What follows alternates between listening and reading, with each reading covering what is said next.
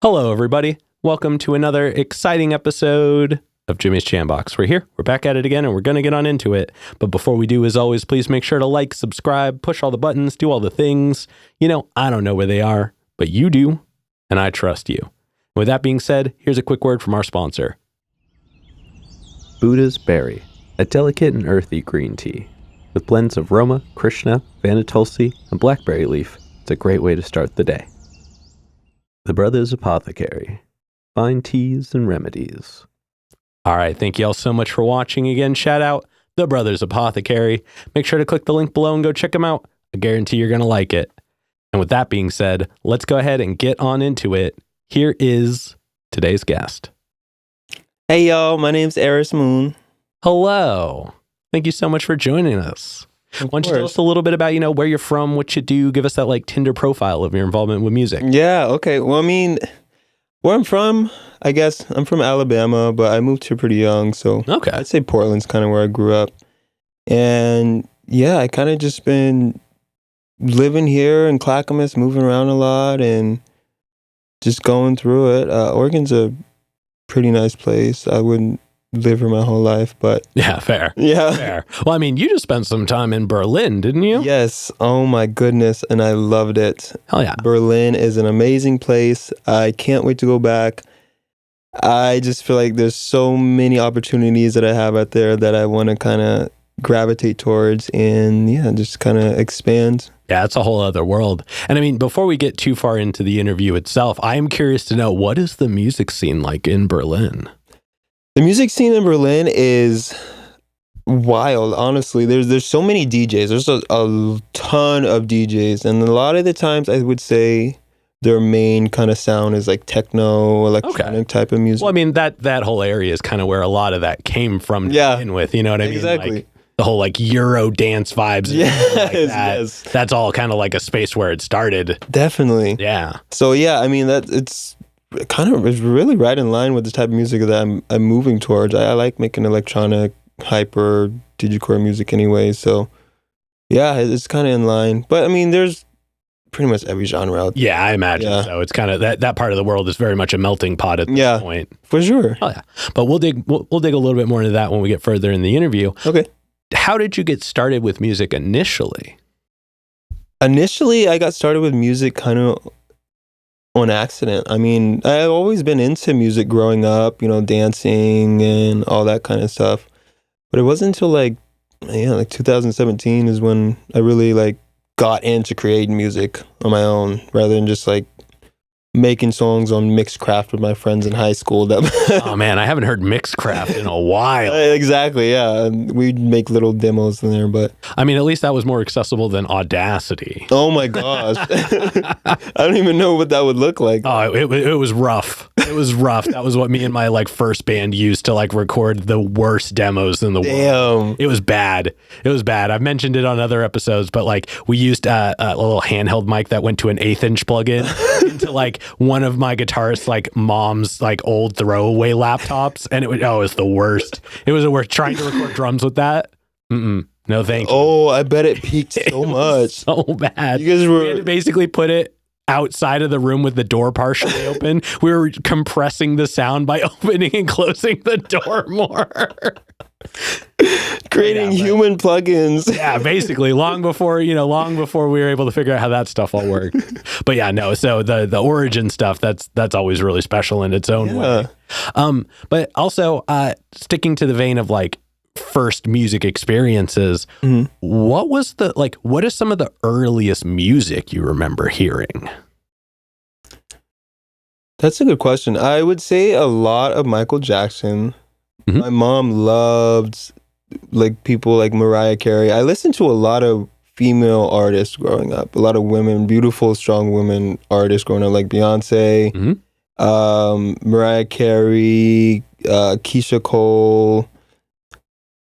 Mary J. Blige. I mean, the list goes on. Everybody in the early 2000s era, Destiny's Child, all that stuff, really is what was like my main like music and playlist that I listened to before that kind of stuff was a thing. Yeah. I mean, I would listen to stuff like, Kanye and all those rappers, Jay-Z from my dad's side. Mm-hmm. But I did feel a lot more connected with the music my mom was playing for sure. That resonated with me. Yeah. Stuck with me a lot longer. Well, I mean, those are all really powerful artists for sure. Yeah.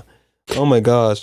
And were either of your parents like musicians or musical in anywhere? Or were they just like music appreciators? I want to say they're music appreciators. Okay. I feel like my mom always kind of had a ability, like musically inclined. Mm-hmm. But I don't think she ever like kind of like awakened it or like pursued it in any way because, she was busy taking care of us when she was younger. So fair enough. Yeah.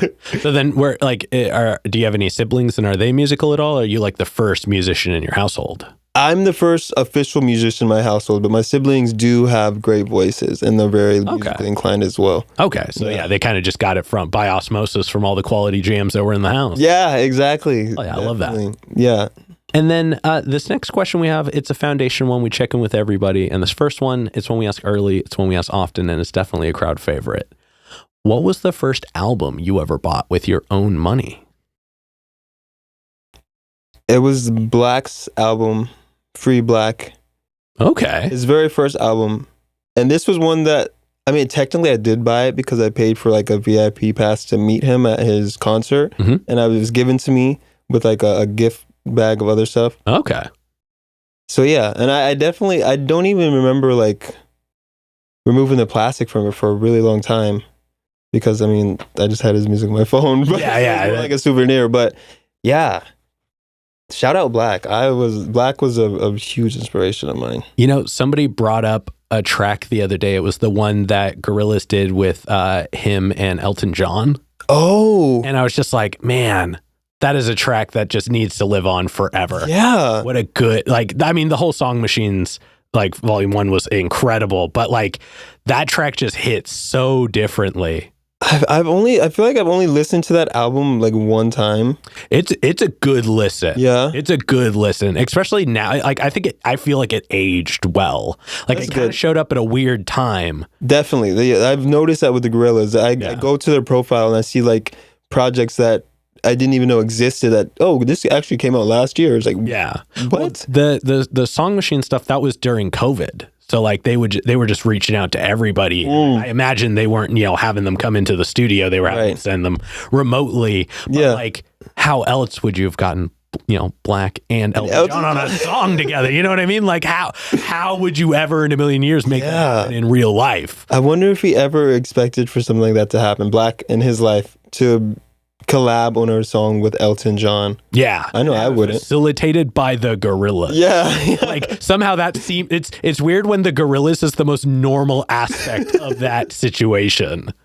Yeah, because they collab with people a lot. They bring a lot of good artists together that you ask the question like, what would these two sound together? But you've never heard them together. Yeah, exactly. The Gorillaz make that happen. Hell yeah. I do love it. Albar, if you ever want to be on the show, we'll make it happen. For real. But getting back to your interview, was that concert the first concert you ever went to that was like one you wanted to go to, or did you have one before that? Honestly, yeah, I would say so. There was a concert I went to when I was in high school. Oh, it was a Big Sean concert. Okay. A Big Sean concert was the first concert I ever went to when I was in high school. And that was before he was even like doing all like the ass. I was going to say, when he was just Sean, before he was big. Yeah, before he's just medium Sean at that point. Yeah, and I did want to go to that one, but 100% I'd say the Black concert was something special. It was definitely something that I 100% was just like, I need to go to this. This person is someone that I look up to. Because it was when I was starting making music too and trying to find my voice. And I really liked how he went about making his songs. So yeah, it's really cool seeing him just live. Oh yeah. Doing his thing. Oh, yeah, I love that. And then before we move into more of you in the current day, do you have a defining moment where like that was the moment where you decided you wanted to take music more seriously? Yes. when I first started making music, I was beat making, Mhm. and I didn't do that for very long. I got a MIDI, FL Studios, and headphones and an interface, and that's it. And then, like a month or two into beat making, I was just like, I want to be an artist. I see what the beat side is, but I'd much rather pursue this side of things, being the writer, recording artist of stuff. And so when I really fell in love with music as a whole, I think the defining moment was figuring out the direction I wanted to go after I figured out how much I enjoyed making music in general. So yeah, just the defining moment for me was really going into the pursuit of being a vocalist. Oh yeah. Mm-hmm. Oh yeah. And I mean, it definitely shows in your music really well. Thank you. But we'll touch on that in just a second. Yeah. We're going to get into, like I said, you in the current day, but we're going to get a super easy one out of the way. Okay. How did you pick the name? Oh, I like that question. And I don't really get asked that question very much. It's very funny. My first name was actually Shinobi. Mm-hmm. And I wanted to spell it really cool and so people can find me. I use a money sign instead of an S in Shinobi, and I did 2 I's at the end. Even with all of that, I was still buried under hundreds of people with the same name. And obviously, everyone loves Naruto. Yeah. People are going to be inspired and name themselves Shinobi. So it's funny how this scenario where this happened. I was driving to California in a U-Haul. Mm-hmm. It's helping my uncle with his Christmas tree business, whatever. 13-hour drive. I had a lot of time to think inside my head and sit with my thoughts. And I was just so tired. I was like, I need a name that's unique. Mm-hmm. I need a name that's going to fit me and actually mean something to me. Something that when they search it up, I'm going to pop up. Mm-hmm. So I started thinking about people's names. Drake uses his middle name as his name. Kendrick Lamar. All these other people. Bruno Mars. And so what I did is I took the last 2 letters of my middle name mm-hmm. and the last 2 letters of my last name, Aras, mm-hmm. and it spelled Aras, and then Moon. I tell people a couple different things for the Moon part. I was a really big Bruno Mars fan growing up too. Mm-hmm. So Mars, Moon, kind of similar to that, but it also derives from when I was a little kid. I loved Sailor Moon. That was the first anime I ever watched, and I was Dragon Ball Who. I didn't even care. Card captors. Yeah, that's what I'm saying. That's what I'm saying. And so it was that, and then the most important part of that aspect of the name was when I was a kid. Also, I was the night owl. I was always up until like 3 a.m. Mm-hmm. Even as like an 8-year-old, and my mom would always be like, "You're such a night owl. You're such a like late night." You're like, who, me? Yeah, exactly. And so yeah, it just really fit well with kind of my aesthetic. And for me, I had multiple meanings for me behind it, so it was like impactful, important. So I was like, yeah, this is gonna be it. Oh yeah, mm-hmm. Oh yeah. I like the level of thought plus the addition of like multi-explanation. Yeah. Like, the first one is like, it was this and this. And then the second part, you're like, and it's all of these things technically. But also like, and this is just a bit I do with everybody, aesthetically, it's a really good name. I mean, the 4 letters and the 4 letters, they stack really well. There's the double consonant and the double, double vowel and and I guess double consonant in both of them. Like structurally, it works really well. And even though it's unique, it's very easy to remember. Yes. Very easy to remember. That makes me happy because that was not one thing that I was thinking about, actually. Yeah.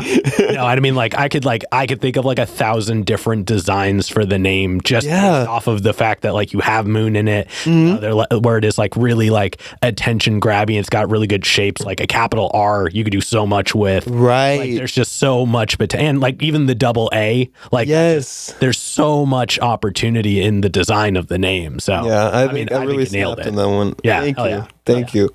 But now let's go ahead and let's talk about your writing process. Okay. And we're going to break it up into chunks, but we're going to start right at the beginning. So when you get inspired, you're ready to make music. What are some of the things you do to get a track started? This is really cool because this is one question I don't think I've ever been asked.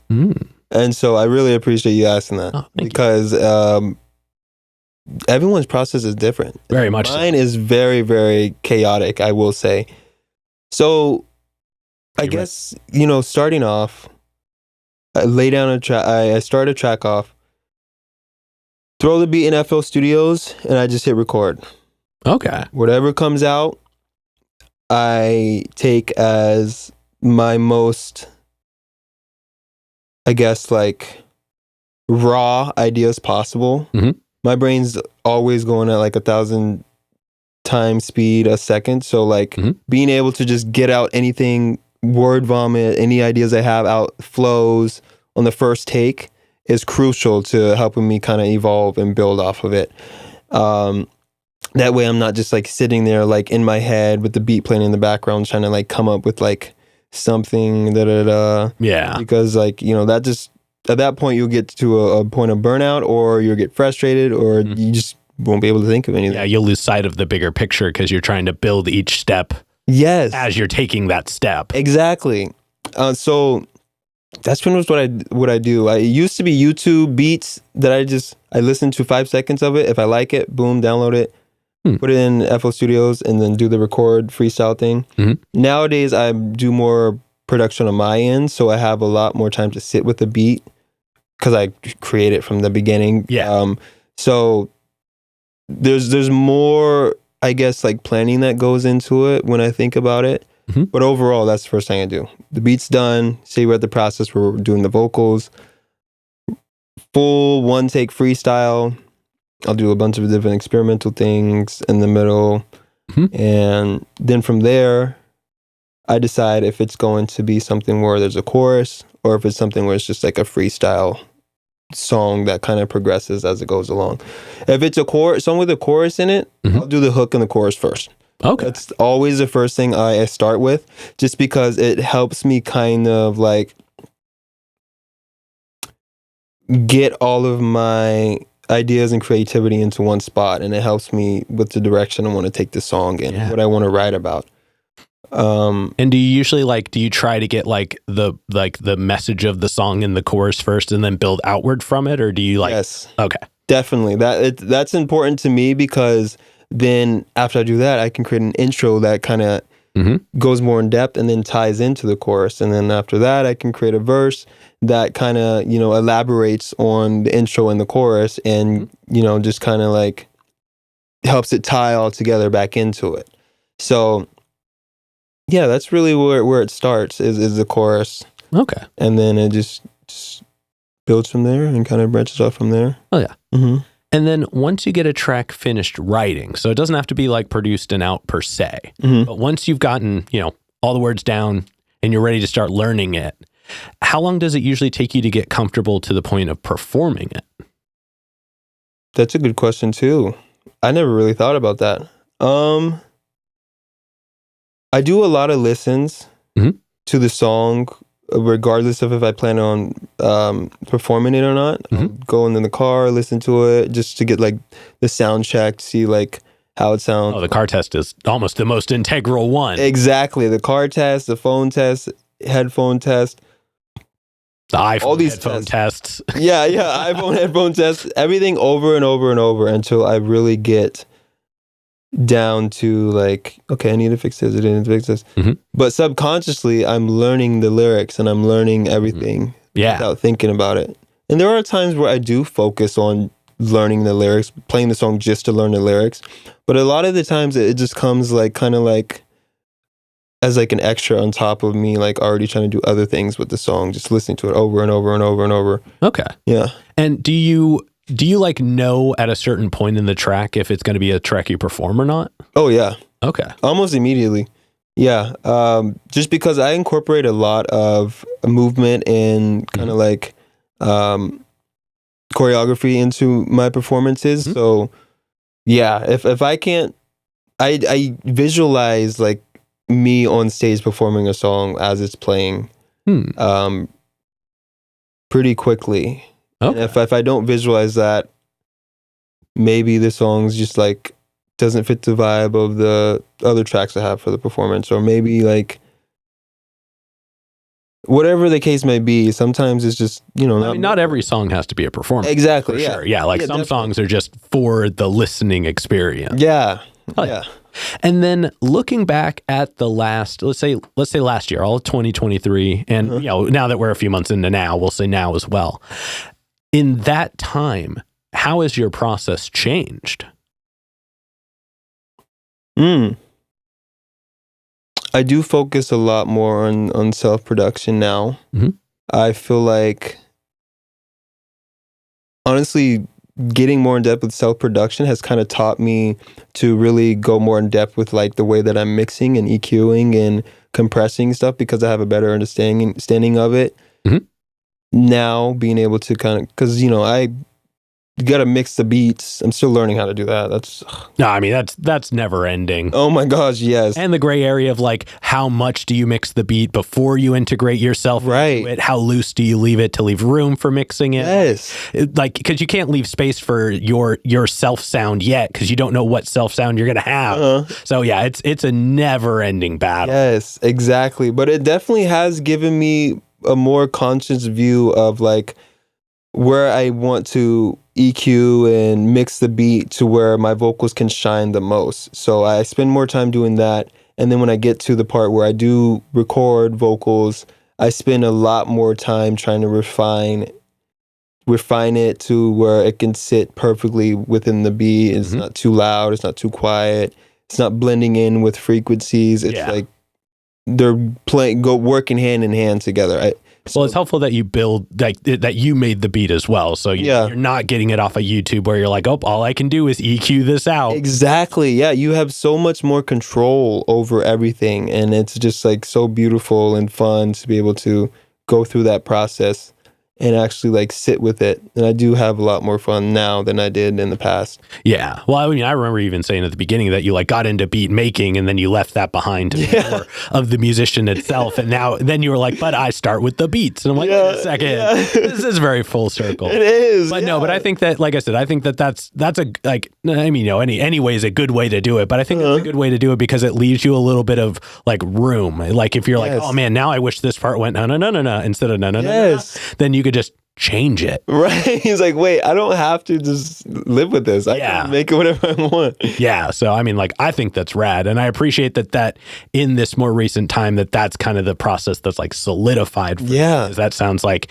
I mean, just like the way you were talking about everything, it sounds like that's been a pretty integral step in and of itself. So that's really powerful. Yeah, I love it. Oh, yeah. Now let's go ahead and let's talk about some of your music. Because, I was diving through your Spotify and you've got your most recent track, It's Easy, super solid. It just came out like a couple weeks ago? Yeah, a couple weeks ago. It's definitely a really fun track. Thank you. But like I noticed also you've got an album from 2021, Drain My Heart, which is also, so I mean the first track, Supervillain, the Takumi remix. Oh yeah. That and No Lover. Oh my God, they both go so, like, the whole album hits. Yeah. Those two tracks just landed. Something about them just really grabbed me. Yeah. But if I had to pick one, it would be Manifestation. Oh, the PlayStation EP, that last track. That's my favorite one from that EP. It was like very I always just kind of refer to it as hyper pop because I am ignorant in the world of genres. But like it's a good blanket term. Hyper pop is a good blanket term. But it had this like element of space to it. Like there was a little bit of room in it that made everything a little more articulated. Yeah. And even like it had like an added melodic element to it. Not that the rest of the EP wasn't, along those lines, but there was this room in it that made it to where like everything about the track could be really appreciated. So that was the one that jumped out to me. That makes me really happy that you say that because, that's really what the direction I was trying to go, especially for that track. And the EP as a whole, because the storytelling of that EP is really like integral from just my childhood, how I grew up, and evolving into the person I am today. So as the tracks go along, 1, 2, 3, 4, 5, obviously 5 is going to be the most evolved form of who I am as an artist and who I am as a person as well. Oh, the shiny version. Yes, exactly. And I really wanted to project that on that song. That's why there's 3 different like kind of switches of the beat in the song. There's technically three beats in that song. And it progresses and it crescendos and then it disperses and gets calm, and it's like the end of the saga of the first half of my life, I guess, up until this point, and kind of just leave it an open to like a to be continued type situation. Oh yeah, I love that. And I mean, that's very, hopefully that's how all music, tends to be, is the door to the next round of things. Definitely. But I'm super curious to know, what is your favorite track to perform? That's a good question.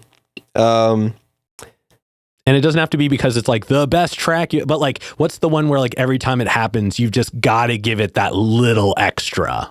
It's definitely going to be Now. It used to be Drowning, and that was obviously a favorite of a lot of people's, but now it's one of my newest songs. I can't even think of my own song. Dark Moon Fair.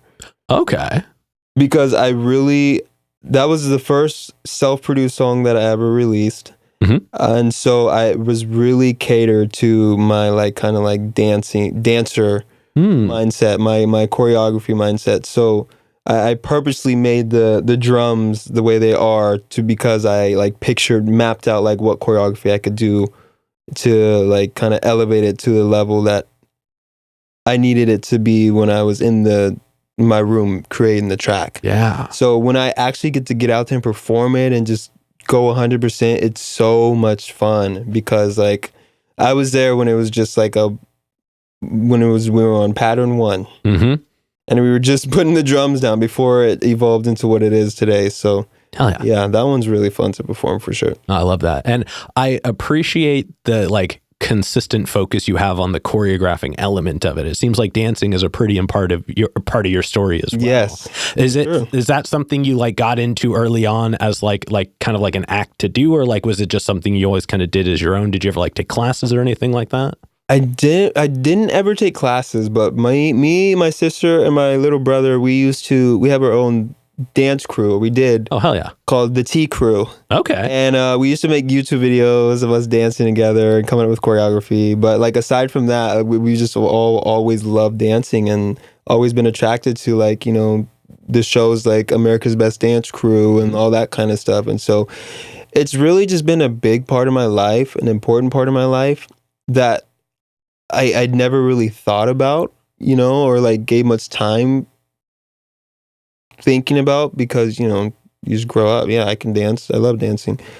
But it's very therapeutic, and it had been very stress relieving growing up too, in ways that I didn't even consider. No, very much so. I mean, it's such a powerful expression of body, like, because it's not a projection of sound, right? So the movements are what decide the elements, the emotions, like how you express what you're doing without saying anything, but still expressing it. Exactly. And, I used to watch like these videos of like Michael Jackson on stage. There's this one famous YouTube video about him where like he's literally just standing and not doing anything on stage, and people are like crying, like passing out, all this stuff, just when he like does like one move, and they just start screaming like, oh, yeah. People are getting carried out. And I just think that like that kind of stuff is not only so funny, but like just like so like cool how like the human body can create such a presence. And like hockey, I see your tattoo. Yeah. like such a conqueror's hockey, and like energy that really can resonate with people, on top of the music that they're creating that's already going to be resonating with people by itself. Well, I mean, dance is, the other half of musical expression. I agree. Yeah, it is the physical embodiment. I mean, you break it down into the elements of hip hop, and there's, B-boy. Yeah. That's like, that is a decided aspect of it in of itself. And I mean, you go any direction in history you want, and there's always dance attached to it. Yes. Like in any like group, any tribe, any colony, any space, there is always dance. It helps tell the story. It helps tell the other side of the story that the music, I guess it just gives it another side or another form rather than just listening. Yeah. That like can really be brought together and like create a whole story, a whole canvas painting. Very much so. And when you can do both at the same time, then it's just the complete picture in its own way. Like this is how I felt in this situation, making this song, dancing to it, performing this for you guys. This is me. This is my energy. Yeah.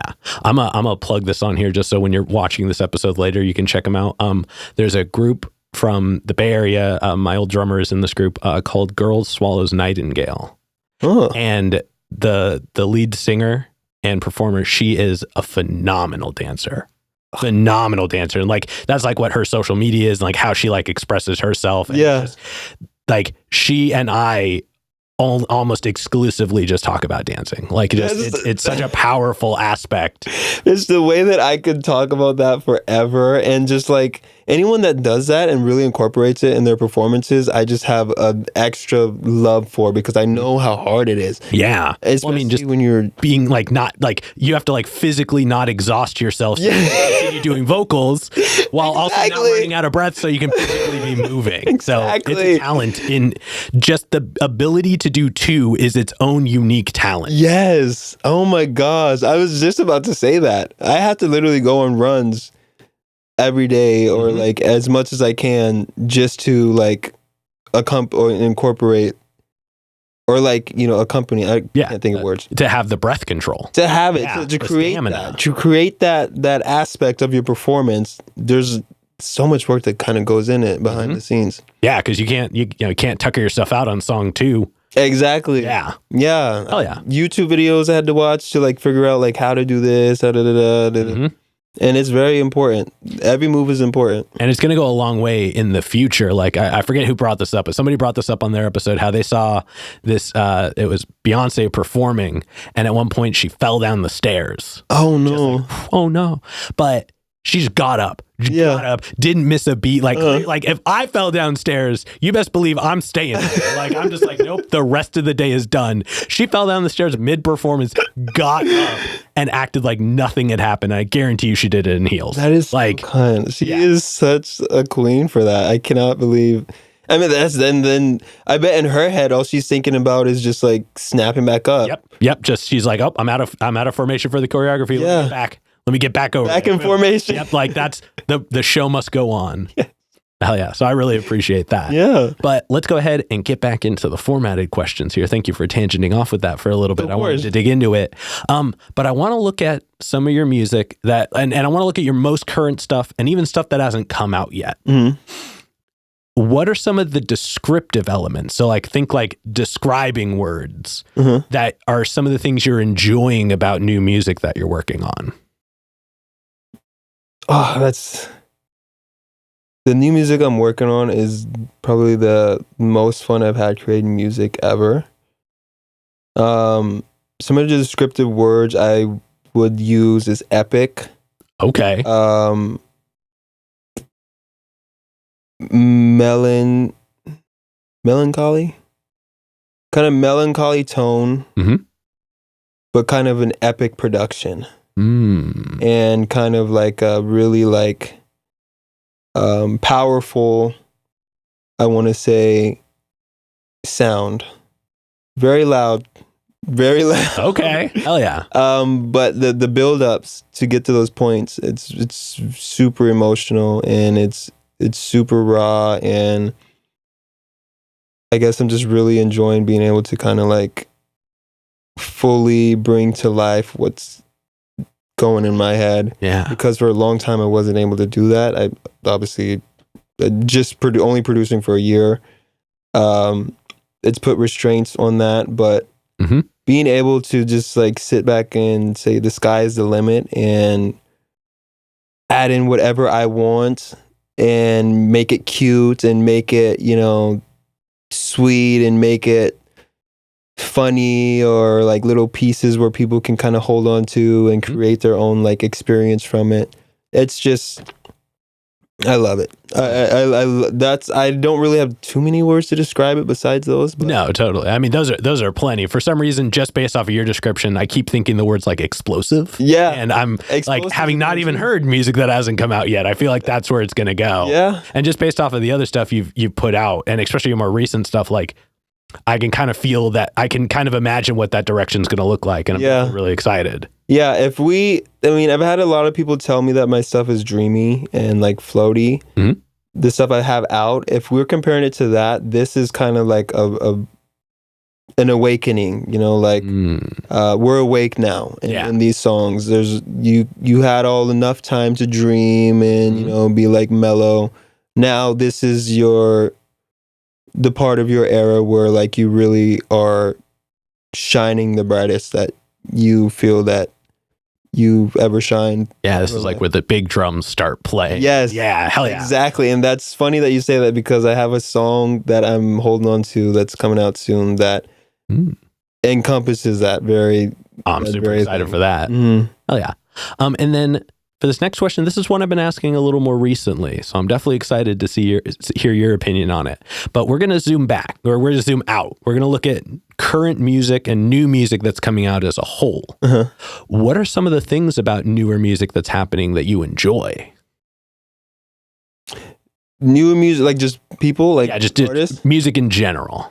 I really enjoy how people, and it's not everybody, but there's so many artists nowadays I listen to where I can just tell that they are 100% just creating what is coming straight out of their brain. Yeah. They are not focusing on genre. They are not focusing on what's popular or, what's going to catch them or catch someone's ear the most.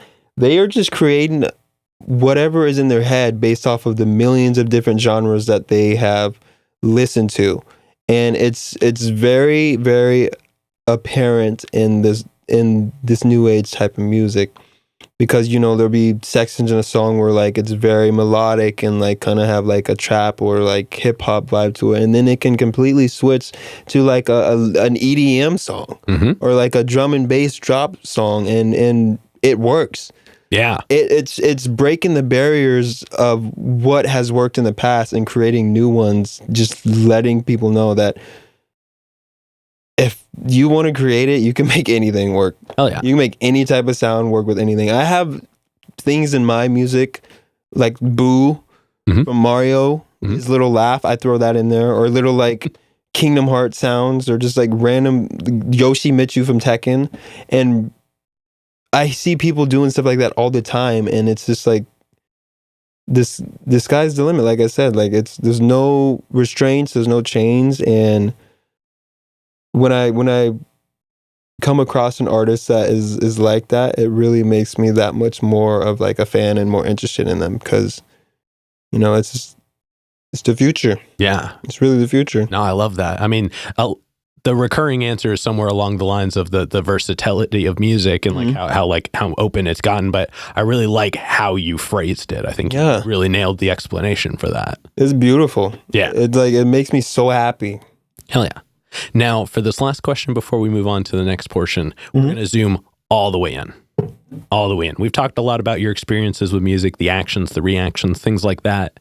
But when it's just you and music one-on-one, what does music give back to you? Music helps me come to conclusions with my emotions that I've never thought possible from the outside. It's like a therapist that doesn't talk back to me. It helps me get to parts in my mind that I never thought possible before, because like it's the same as like if somebody were to like just like have a journal every day versus somebody that's just sitting with their thoughts bottling up, not talking to anybody about them. The person that journals every day is going to be able to kind of reflect on their thoughts and their emotions and how they feel about a certain thing, because they have it written down. And they can come back to it when they're feeling in a better spot, or like from a different lens, they can review it and kind of work out why they were feeling a certain way instead of just like feeling a certain way and then like continuously just feeling that way. Yeah. Especially if it's a negative emotion that you really don't want to dwell on. But, you know, when it's just bottled up in there, it's going to be stuck forever. So music for me, like being able to just kind of like, even with like the beats, I found myself letting out this emotional turmoil I was going on through the instruments I was using in a production of a song. You know, it was kind of like for example, it's like an emotion of like confusion and sadness and yearning. And where I went with the direction of the patterns for the instruments really reflected that. And on top of that, obviously, you know, the vocals come in and then it just like reinvigorates that whole idea and boosts it. But yeah, and then after the fact, I just felt so much better, you know, and things made sense. Yeah. Things start to make sense a lot more, I guess, when I make music. Damn. That was a really cool answer. Thank you so much for sharing that. Yeah. But now we're going to go ahead and we're going to move on to some hypothetical questions. Okay. And for these, sky's the limit. They're all made up, so the answers are allowed to be as well. But this first one's pretty straightforward. If you could work with any one person, the only requirement is they have to be alive. Who would you want to work with, and how would you want to work with them? Pink Pantheress. Oh, good answer. Good answer. Pink Pantheress, for sure. She is such a huge inspiration for me, and everything she does, I am just like, I'm here for it all. I would say probably the ways that I would want to work with her, I definitely want to work with her and see her production style, because from what I'm told, for the most part, she produces her own beats too. Oh, yeah. And they're magical. They're beautiful. I am sure there's a lot of back end stuff that happens after she makes the beat, like with the engineers and stuff. But overall, she comes up with those ideas from her big old brain. And I'd love to collab with her on something like that, because I just know that there's probably millions of ideas flowing in her head at once. And it's something that I feel like I can relate on, and we can bounce back and forth and just create something so fun. That's something where the process of making the song would be more fun than even releasing the damn song. I feel like you're like at the end of making it, you're like, oops, I did. Oh, darn it. We have to We have to start all over. Whoops. Exactly, yeah. So for sure, Pink Pantheress and just everything. Oh, yeah. Even a music video with her would be amazing too. Yeah, that would be rad. And then subsequently, who's a local artist that you're aware of that you haven't gotten to connect with yet, but you would like to? And you know what? Just for fun, if you have an answer for the second part, we're going to split it into two, and we'll pick local to here and a local artist in Berlin if you met one. Okay. Local to here. I mean, that's such a hard question. Maybe Salisa? Salise. Oh, yeah. Oh, shout out Salise. I'd really like to work with Salise because her vocal range is amazing. Yeah, it's really good. And even live, you can just tell when somebody is just like, he's got it. And I truly believe that she's just got it. You know, I'd say people like Kmar, but I've already worked with Kmar, and I already love Kmar so much. And like people, you know, like Z Smoke, all of them, currently working with them on stuff. So that's a cool collaboration for sure. Yeah. So if we're talking about somebody I haven't worked with, definitely would be Salise. Oh yeah. I think we can make something beautiful. Everybody add her in the comments. Let's make that happen. Yeah. Everybody add Aras on her episode as well. Let's double down on making that happen. Let's make something, Salise. Your voice is angelic. Hell yeah. And then for this next question, like I said before, sky's the limit, and it's pretty literal in this sense. But if you could perform anywhere in the world, and you wouldn't have to worry about crowd access or building stability or power, it's guaranteed the best lineup, guaranteed the best show, and it doesn't have to be a venue. It can be anywhere. Where would you want to perform? Oh, wow. I don't know. I really don't know, honestly. Because I'm not too good with like names of like venues.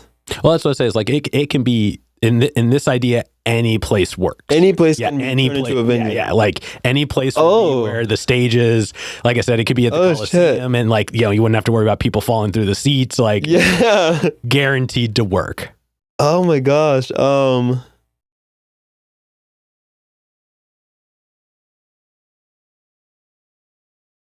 Maybe on like I'd want to turn like a fashion runway into like a stage for performing. Okay.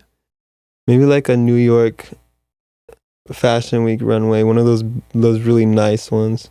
Hell yeah. Where you just have like a long line of just area to just like dance and glide across, and everyone can really like just surround the little walkway, and you can like high five everybody from both sides. Something like that would be cool. Yeah, and you could have like the performer where they like disappear at the bottom of the front of the stage, and out at the end of the catwalk, just randomly. Yes, all the dancers are actually just the models. Oh my god, they're just doing their whole thing the whole time the performances are going. You're onto something. Hell yeah, I love that. I love that. There are plenty of shows that have fashion stuff in them, but there's never been one where the show is the fashion stuff. And each band is a different brand. Oh, hold on. Okay. Louis Vuitton, let's make this happen. They all have different like sponsors. Yeah, different, or like even like different moods. Yes. Yeah. Aesthetics, mood board. Yeah. Yeah. Hell yeah. For sure. Hell yeah. Well, I sense another Jambox Live happening soon. All right. And then to wrap up the hypothetical questions, if you could get one more album from anybody, they could be alive, they could be dead, they could have not put out an album in 100 years, they could have put out an album yesterday. Who would you want an album from? Frank Ocean. Oh, hell yeah.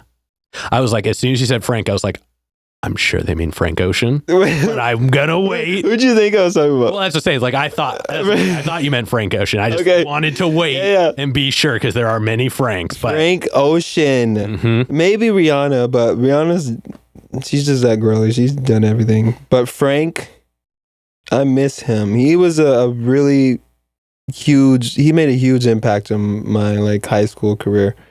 It really helped me like get more comfortable with being who I am completely.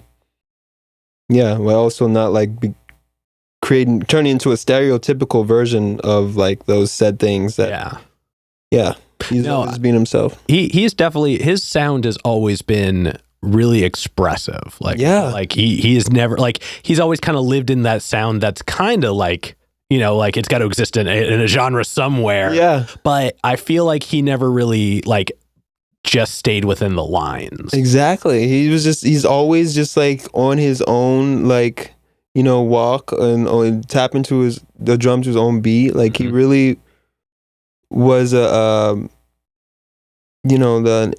pinnacle of what like music can be like when you really just let go and stop putting yourself in a box and just start creating. Yeah, very much so. Oh, yeah, well, that's a great choice. Let's get another album. Please. Everybody at him. Let's make sure he sees that. Please, Frank. I'm begging you. All right, but we're going to go ahead and we're going to start wrapping this up. What can we look forward to between, let's say, now and, we're in April. Let's say now and October. Oh, wow. I want to release music. I have released one song in 2024, and it's easy. And what's so funny about that song, I never even said anything about that. We made that song 2 years ago. And it was a song that I made for my collective called Shadow Band. I have a collective, 9 beautiful, talented artists. We're all come together and we just collab and hang out, and we're really close friends. But we all wanted to make a full like project where like we split everyone who's in the collective into teams, and we make a song, we release it as a full album under the Shadow Band. That was one of the songs. That was our song that we made, and we just kept it archived for such a long time because we never got the full project done. There was never a reason to release it, and finally I was just like, you know what, this needs to come out. This is like perfect for summertime. So first release was 2024, but I guess technically not really. I do want to start releasing more regular this year. Mhm. I did take a big break. I think that's going to be a main focus because I do have a lot of pretty much finished songs that just need the right timing, I guess, or the right little bit more planning on how the rollout's going to be. I also do want to perform a lot more music videos. I feel like I don't have enough of those out. But overall, just really like kind of leaning into this next era where like I'm self-producing and performing and just doing everything on my own. Oh, yeah. Mm-hmm. Well, I know exactly how that goes. Yeah, you do. Exactly. Well, definitely looking forward to all that. For this next one, go and look straight at the camera and tell everybody how they can find you. Well, you can find me everywhere on Instagram, all that stuff at Aras Moon Live. No spaces. ARAS Moon Live. And yeah, I'm pretty sure it's the same on everything. Yeah, it is. If you can't search it, Aras Moon is fine too. You'll find me no matter what. Oh, yeah. And then any other plugs, any other shout outs, anybody else you want to put on while you're on here? Shout out Shadow Band and shout out Ass7. That's their name, actually. Their artist name. I love them. Shout out Acer. That's my other friend. They make beautiful music. I wish they'd drop more. And yeah, just, everyone in the Shadow Band Collective, I love y'all. We're going to be talking about this in VC when we're watching the video. It's going to be really funny. Fourth wall break. So, yeah, that's pretty much all I really have. Oh, yeah. All right. Now we've got one last question to go. Mm-hmm. Before we do, I'm going to steal the camera for just a second. Okay. As always, y'all, please make sure to like, subscribe, push all the buttons, do all the things. I don't know where they are, but you do, and I trust you. And one more shout out to the Brothers Apothecary. Make sure to click the link below and go check them out. I guarantee you're going to like it. And with that being said, the final question. And this is entirely up to your interpretation. Okay.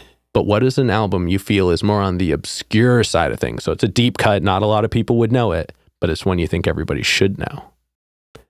I wouldn't necessarily, I don't know if he's came up with an album, but I would just say Haylog. Haylog's making the future of music, for sure. I can't think of his projects right now, but just his music in general, it's really obscure. It's going to be something that you probably won't be able to play around the... Play around the family? Yeah. Play around the kiddos? Yeah, but... it's definitely like every song is a masterpiece, and I really like music like that. And is it just like HEYLOG? Yeah. Okay. Yep. Just Okay. Haylog. Also Acer. Acer hasn't came out with a lot of music, but the projects that Acer make, Acer's actually coming out with an album soon, and I'm really excited for it. But they're just like on another level. They're my favorite artists in the underground scene for sure right now. Well, everybody at them as well. Let's see if we can get them on the show. Acer. Yeah. All right, but we're going to go ahead and wrap this up. Thank you so much for joining us today. Of course. Thank you for having me. I appreciate it. This was fun. Yeah, I had a love great yapping. time. Yeah, same. And yeah, we definitely got a good one in. I think people are really going to enjoy this. I hope so. Yeah. Jimmy's Jam Box. Yeah, this has been another exciting episode of Jimmy's Jam Box. I'm Jimmy. And I'm Jam. No, I'm kidding. I'm Aras Moon. And we're signing off. Later, y'all. That's a wrap. This is not a podcast. This is a show.